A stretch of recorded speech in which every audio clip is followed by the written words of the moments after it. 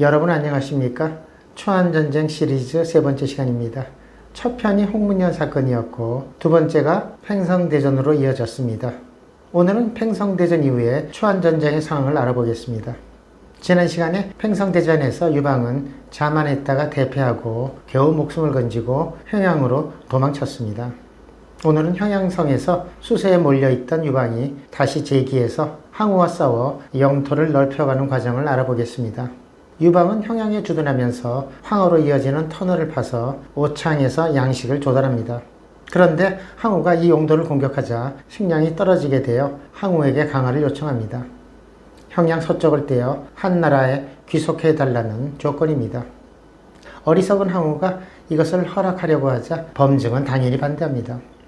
이번에 평양을 공격하지 않으면 크게 후회하게 될 것이라고 말합니다. 그러자 유방은 진평의 계책을 써서 항우와 범증의 사이를 갈라놓게 되는데 그 반관계가 성공합니다.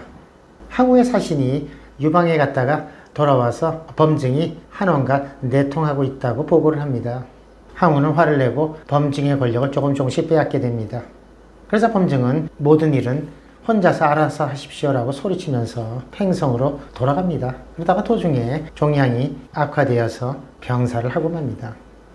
여러분, 범증이 제거됐다고 유방이 살아날 수 있을까요? 지금 평양은 항우에 의해서 여러 개 포위되어 있습니다. 여기서 빠져나가야 살 수 있습니다. 근데 여기서 멋진 계획을 하나 세우게 되는데 아주 재밌습니다. 이때 부하장수 기신이 유방의 모습으로 변장해서 초나라군을 속일 테니까 그 사이에 빠져나가라고 공고합니다. 그리고 여자 2,000명에게 갑옷을 입혀서 평양성 동문으로 내보냅니다.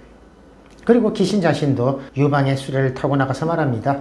성 안에 식량이 다 떨어져서 내가 항복한다 라고 말합니다. 항우의 병사들은 여자 병사들을 보면서 낄낄거리고 웃다가 항복한다는 소리를 듣자 만세를 외칩니다. 이때 한항유방은 기병을 데리고 서쪽 문으로 빠져나가서 성고로 달아납니다.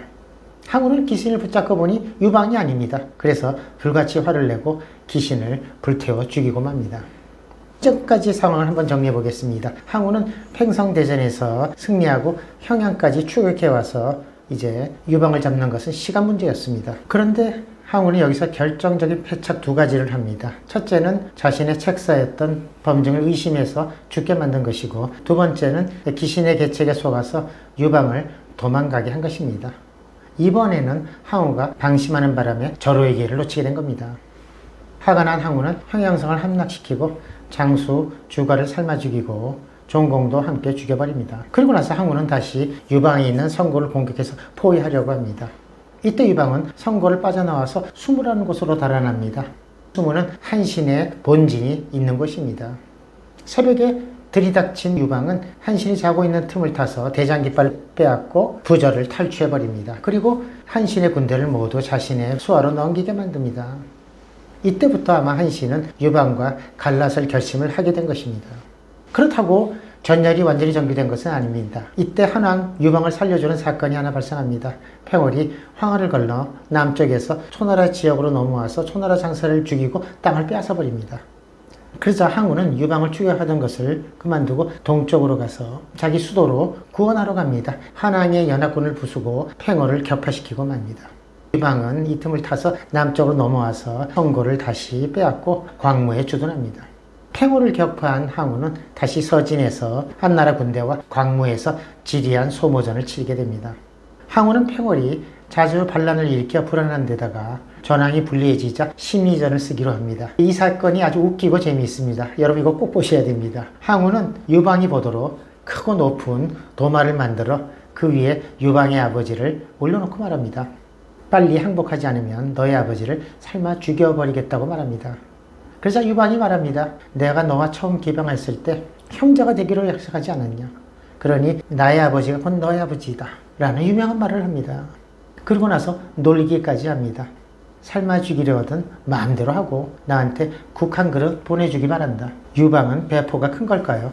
자신의 가족을 부속물로 여기는 걸까요? 지난번 팽성대전에서 도망가다가 자신의 아들과 딸을 발견해서 수레에 태우고 같이 가다가 수레가 늦게 가자 자신 혼자 살기 위해서 딸과 아들을 3번이나 수레 밖으로 던진 사람입니다. 항우는 유방의 말을 듣고 열을 받아서 그의 아버지를 죽이려고 합니다. 이때 유방을 도와주는 인물이 등장합니다. 바로 항우의 숙부인 항백입니다. 그는 비록 죽이더라도 이익이 될 것이 없고 화만 키울 것이라고 만류합니다. 그래서 항우도 어쩔 수 없이 유방의 아버지를 죽이지 않게 됩니다. 초나라와 한나라가 서로 대치해서 오랫동안 승부를 내지 못하자 병사들은 지치고 괴로워합니다. 그러자 항우는 유방에게 제안을 하나 합니다. 천하가 여러 해 동안 어지러진 것은 우리 두 사람 때문이다. 우리 두 사람이 싸워서 승부를 결정하자고 제안합니다. 둘이서 맞짱 뜨자는 얘기입니다. 여러분, 이때 항우는 23살, 유방은 53살입니다. 유방이 받아들일까요? 바보가 아닌 다음에야 받아들이겠습니까? 싸우면 유방이 단칼에 목이 날아갈 것입니다. 그리고 이때 유방이 항우에게 유명한 말을 합니다. 나는 지혜로 싸우지 힘으로 싸우지 않겠다. 이에 항우가 열받아서 광무산 골짜기에서 서로 만나서 대화를 나누기로 합니다. 이때 한왕 유방이 항우에게 10가지 죄상을 나열합니다. 사기에 보면 10가지 죄상이 자세하게 기록되어 있습니다. 저는 시간 관계상 다 열거하지는 않고요. 중요한 건 몇 가지만 설명드리겠습니다. 관중 땅을 먼저 점령하는 자가 왕이 되기로 했으나 너는 약속을 어기고 나를 촉한의 왕으로 봉한 것이 첫 번째 죄이다. 그 다음 네 번째 보면 진나라 궁실을 불태우고 시황제의 무덤을 도굴해서 챙겨간 것이 네 번째 죄이다. 항복한 진왕 자영을 죽인 것이 다섯 번째 죄이다. 진나라 병사 20여만 명을 신안에서 생매장에서 죽인 것이 너의 여섯 번째 죄이다. 너의 장수들은 좋은 땅에 봉하여 왕으로 삼고 옛 군주들을 내쫓아 반역하게 한 것이 일곱 번째 죄이다. 그 다음 사람을 시켜 강남에서 의제를 시해한 것이 아홉 번째 죄이다. 여러분, 마지막 열 번째 말을 들으면 항우가 열받을 만합니다. 항복한 사람을 죽이고 신의가 없어 천하가 용납할 수 없는 대형 무도한 것이 열 번째 죄이다. 이 말 듣고 항우 엄청 열을 받겠죠. 유방이 10가지 죄상을 나열하자 항우가 매복해 있던 궁수에게 쇠뇌를 쏘게 합니다. 그래서 한왕을 명중시키는데 한왕은 부상을 입고 성고로 급히 돌아가게 됩니다. 아마 방탄복 같은 거 입었겠죠. 그러면 한왕 유방은 부상을 입고 죽었을까요? 그 다음 어떤 사건들이 벌어졌을까요?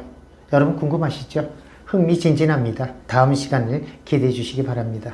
여러분 안녕히 계십시오. 구독, 좋아요 꼭 부탁드립니다.